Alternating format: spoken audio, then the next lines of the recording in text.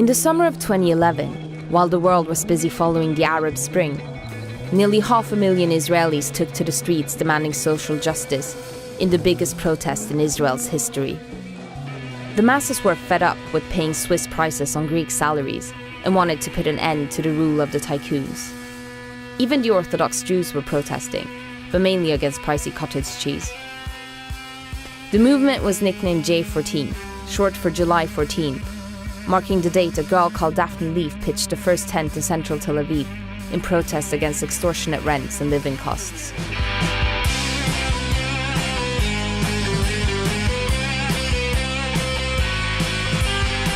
A year on, a group of left-wing activists have managed to keep the protests alive. When we heard they were planning a massive demonstration on the anniversary of the original J14, we jumped on a plane to Tel Aviv to meet young Israelis who come up with all sorts of ways to fight for peace and reform. Soon after landing, we drove to a protest in the West Bank to meet Ronnie, the avatar you just saw, an Israeli Jew who fights for Palestinian rights and who's not happy with how J14 avoids the Palestinian question. I've never been to a protest like this before. What do I need to be prepared for? Most of the forms of Palestinian struggle are symbolic more than anything else. This is not an armed struggle. So we should expect to be met with at least tear gas, grenades. Okay. Some protesters actually have been hit by these, and actually the protester in Nebi Saleh, Mustafa Tamimi, was actually killed by the direct shot of tear gas canister. And then there's rubber-coated steel bullets, Okay. which are not rubber bullets, they are rubber-coated. In the background we can hear both the muezzin speaking, and there were a few shots being fired over there in Milene, so they probably already started the demonstration. I used to come here to learn Arabic with Waji here, who is kindly driving us to the village. صح حبيبي؟ صح. كنت تعلمنا عربي يعني. صح. We are coming here as solidarity activists, and I'm not dictating to the Palestinians how they should struggle, in what form. But by actually participating in the struggle, we become equal members. So we participate, we take decisions together, and we also represent the struggle around the world together.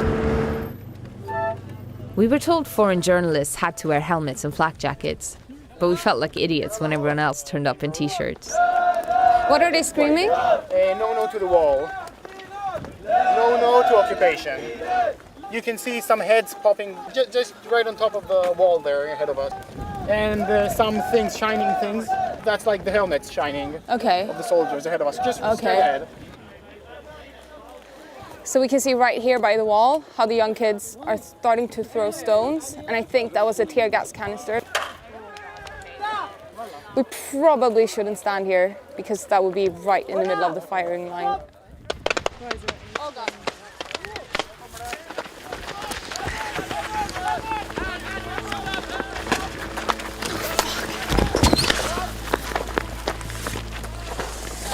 My face is burning.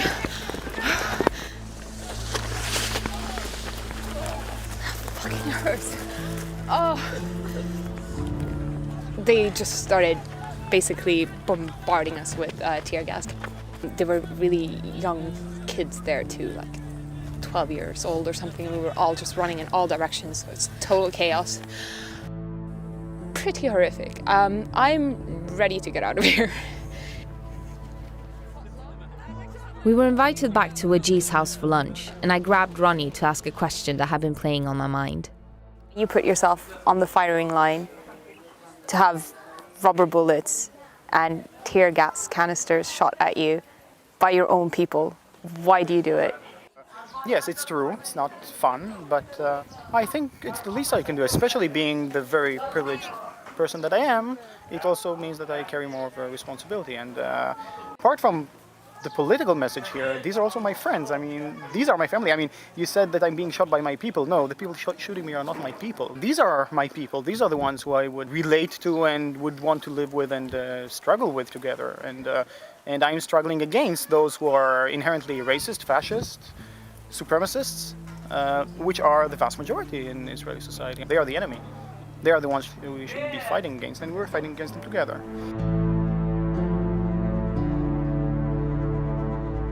It took less than an hour to drive from the sea of tear gas back to the beach life of Tel Aviv. That evening, we were invited to a rooftop party at the house of Stav Shafir, who's become a J14 leader and spokesperson, despite the movement's desire to remain leaderless. When you joined the social justice movement, you felt that housing was certainly a problem, but it wasn't the problem. What would you say the problem is? It's Israel. There are so many problems, you just have to pick. I mean, at the time, I was mainly dealing with the asylum seekers, Israeli-Palestinian conflict, and all of those things, especially for Israel, just feel bigger than many other things. But today, I think it was a mistake. Israel has privatized everything from our education system to the Dead Sea. Everything was sold, and we just hadn't noticed. People just become poorer and poorer. Suddenly, we looked around us and we just saw that there was nothing. We're still expected to go to the military, to pay a lot of tax. כשאני מסתובב בשטח אני רואה את אנשים צעירים, משפחות, אמהות, גברים, עושים אוכל מהקפצות. מי שלא מבין מה שאני אומר פה, הוא מנותק מעם ישראל. That disconnection between the vast majority of the citizens and their government just became too cruel. Do you think that you can change all this? Do you feel that there's a positive sort of feeling in the air? Well, it's a year since that magical summer. I will never forget that moment. I just looked around me and I saw through the window that everything was packed. I couldn't see the boulevard, I couldn't see the streets. It was just people, rivers and rivers of people. That was one of those moments that you just see, okay, now this is really happening. And it's much more difficult today. The government has the strongest coalition and it can do whatever it wants. They're not allowing us to protest. They're like saying affordable housing is illegal and protesting about your education system is illegal and protesting about your healthcare system is illegal. That's what they're saying. And they push us into protesting about democracy, which is such a basic thing that's supposed to be taken for granted. Rallies alone and demonstrations are not going to solve the problems because the government is not doing anything. Even after the 500,000 march, there was no response from the government. I'm sure that we will see new political parties and more young leaders stepping into the political system. If we want to really, really be able to change this, we cannot avoid politics. We have to do it. Stav is working towards politicizing the protest, while the movement's other celebrity, the impossible to pin down Daphne Leaf, is its emotional, apolitical face. Like most protest movements, J14 is battling inner disagreement while political parties try to apply their own agendas under its banner. The anniversary protest was bound to get interesting.